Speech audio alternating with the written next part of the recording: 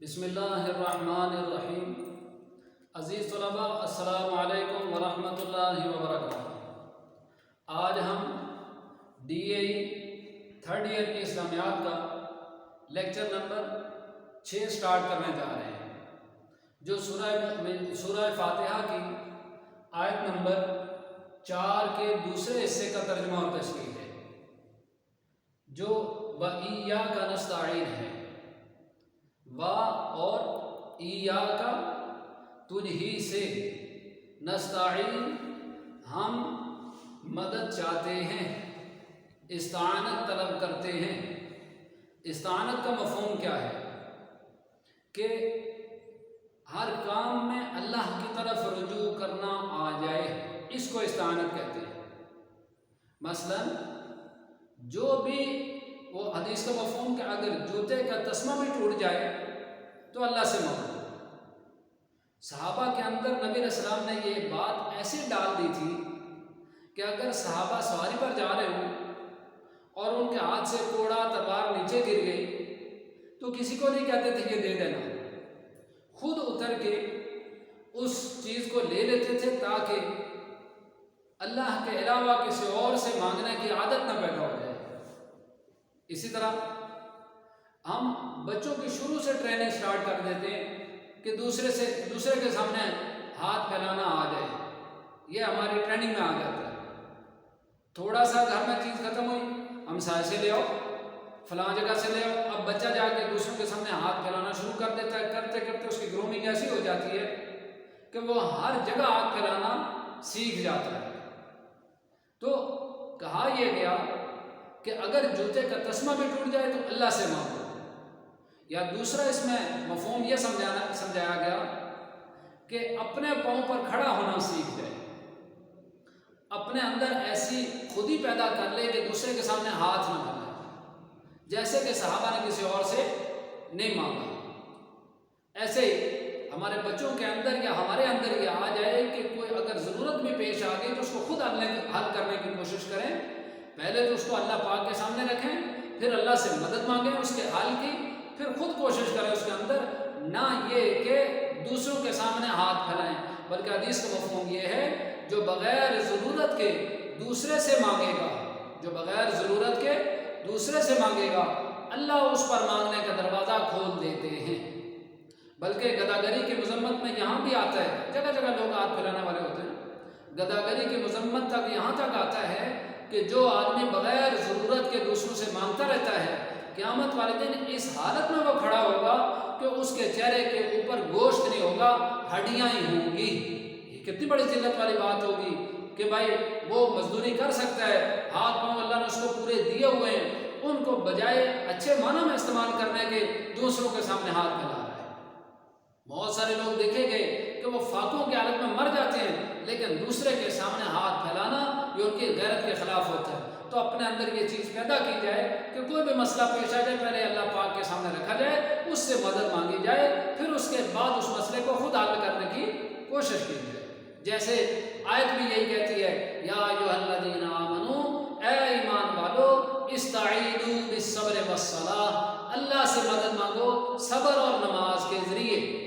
یعنی کوئی بھی مسئلہ بیماری پیش آ گئی، پہلے 2 نفل پڑھے، اللہ سے مانگیں، پھر علاج کرائیں، جو سنت طریقہ ہو گیا۔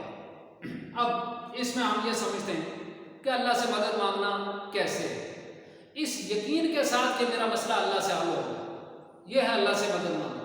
ایک دیہاتی بابا تھا، اس سے کسی نے پوچھ لیا کہ یہ معرفت کیا ہوگی، یعنی اللہ کی پہچان کیا چیز ہوتی ہے؟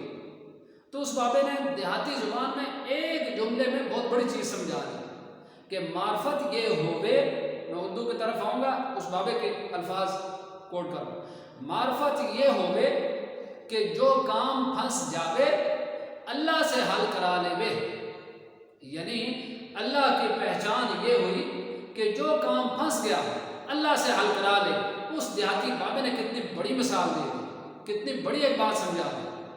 جیسے کہتے ہیں ایک اور دیہاتی بابا تھا، اس کا بیٹا انجینئر بنا، دوسرے ملک میں چلا گیا، وہاں سے وہ منتھلی کافی تنخواہ بیچتا تھا، پیسے بیچتا تھا ابا جی کو، لیکن باپ کے کوئی رہنے سہنے کا جو ڈھنگ طریقہ سامنے بظاہر جو تھا وہ ایسے لگ رہا تھا کہ یہ اپنے اوپر بھی نہیں لگاتا، بجائے دوسروں کے کیا وہ اپنی ذات پر بھی نہیں لگاتا۔ دیہات والے کہتے تھے بڑا ہی بخیل ہے، اپنی ذات تک خرچ نہیں کرتا تو باقیوں پر کہاں خرچ کرے گا۔ کچھ دنوں سے دیہاتیوں نے دیکھا کہ وہ بابا بڑا پریشان ہے، عشاء کی نماز کے بعد لوگ اپنے گھروں کی طرف چلے جاتے ہیں، وہ دروازہ بند کر کے مسجد کے اندر بند ہو جاتا ہے۔ اب دیہاتیوں نے چیک کرنا شروع کیا کہ یہ اندر کیا کرتا ہے۔ عشاء کے بعد جب لوگ جا چکے تو اس نے کنڈی لگائی، اب دیہاتیوں نے چیک کرنا شروع کیا یہ اندر کیا کر رہا ہے۔ سراغ سے دیکھا، وہ واپس آیا اور مسجد کے محراب میں بیٹھا، محراب جہاں امام صاحب کھڑے ہوتے ہیں وہاں بیٹھا، اور بیٹھنے کے بعد دیوار کے ساتھ یوں ہاتھ مارنا شروع کیا اور اللہ سے عرض کرنے لگا اللہ پاک میرے پیسے جو نہیں آ رہے وہ مجھے دے دے۔ کچھ مہینوں سے بیٹے کے پیسے نہیں آ رہے تھے اور وہ کہنے لگا اے اللہ تجھے پتہ ہے کہ کل فلاں بیوہ کی بیٹی کی شادی ہے، میں نے اس سے طے کیا ہوا سارا خرچہ میں دے دوں گا، اب کل لاسٹ ڈیٹ ہے، ابھی تک میرے بیٹے کے پیسے نہیں آئے، میرے پیسے مجھے دے دے تاکہ میں اس کا یہ مسئلہ حل کروں۔ دیہاتیوں کو سمجھ آ گئی یہ ادھر پیسے انویسٹ کرتا ہے، یعنی اللہ کے راستے میں خرچ کر رہا ہے۔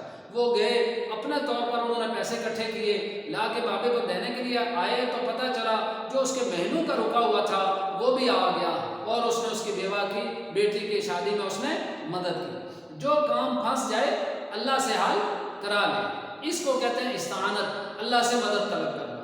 اس کی دوسری مثال سمجھ لیں، کہتے ہیں ایک آدمی تھا، اس نے سفر شروع کیا اور سفر کرتے کرتے جب وہ اسٹیشن پر پہنچا تو وہاں ایک کلی سے اس کی ملاقات ہوئی۔ جو اسٹیشن کے اوپر مزدور ہوتے ہیں نا سامان اٹھا کے ادھر سے ادھر لے جانے والے، ان کو کلی کہتے ہیں۔ کلی سے اس کی ملاقات ہوئی، کلی نے کہا اگر آپ مجھے اجازت دیں تو میں آپ کا سامان یہاں سے اٹھا کے دوسری جگہ پہنچا دوں، آپ کی مدد کر دوں گا۔ وہ بڑے خوش ہوئے، چلے گئے، مدد کر دے گا۔ اب کلی سامان اٹھا کے آگے آگے چلنا شروع کیا، اس نے پیچھے پیچھے یہ مسافر چلنا شروع ہو گئے، لیکن کلی ایک انجان راستے سے چلنا شروع ہوا۔ اب انہوں نے پوچھا بھائی آپ جنگل کی طرف سے کہاں سے جا رہے ہیں؟ کہنے لگا یہ شارٹ راستہ ہے، ذرا جلدی پہنچ جائیں گے۔ اب چلتے چلتے وہ ایک ایسے ویرانے میں پہنچا جہاں انسانوں کی کھوپڑیاں پڑی ہوئی تھیں۔ اب مسافر سمجھ گیا کہ یہ کلی مجھے قتل کرنے یہاں لایا ہے۔ مسافر نے اس کلی سے کہا کہ اگر آپ میرا سامان رکھ لیں مجھے جانے دیں تاکہ میری جان بچ جائے۔ اس کلی نے کہا کہ یہ آفر یہ جتنی کھوپڑیوں والے ہیں سب نے مجھے دی تھی، میں نے ان کو بھی مارا اور سامان بھی لیا، میں جانے نہیں دوں گا۔ اب اس بندے نے جو مسافر تھا اس نے کہا اچھا ایسا کرو پھر مجھے 2 نفل پڑھنے دو۔ کلی ہنس کے کہنے لگا یہ جو کھوپڑیوں والے ہیں انہوں نے بھی یہ کہا تھا 2 نفل پڑھنے دو، تو وہ بھی پڑھ لے۔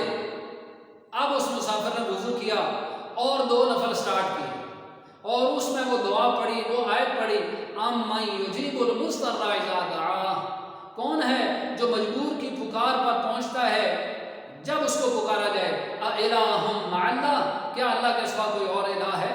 جب اس نے یہ آیت پڑھی اپنی نماز کے دوران ایک مسافر دور سے شاہ سوار آیا اور اس نے تلوار نکالی اور اس کلی کا سر تن سے جدا کر دیا۔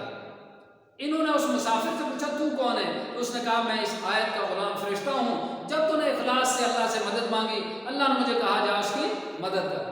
اب پہلوں نے اس طرح مانگا نہیں تھا جس طرح اس نے اللہ سے مانگا۔ تو اس آیت سے ہمیں یہ سمجھ آیا، دعا کا طریقہ سکھایا گیا کہ اللہ سے کیسے مانگنا ہے، اس یقین کے ساتھ جس طرح انبیاء صحابہ نے مانگا۔ تو اس آیت کا دوسرا حصہ آج ہم نے سیکھا، ایاک نعبد، ہم تیری ہی عبادت کرتے ہیں، و ایاک نستعین، اور تجھ ہی سے مدد چاہتے ہیں۔ مدد یقین کے ساتھ اللہ سے مانگنا یہ استعانت کہلاتا ہے۔ اللہ سمجھ اور عمل کی توفیق نصیب کرے۔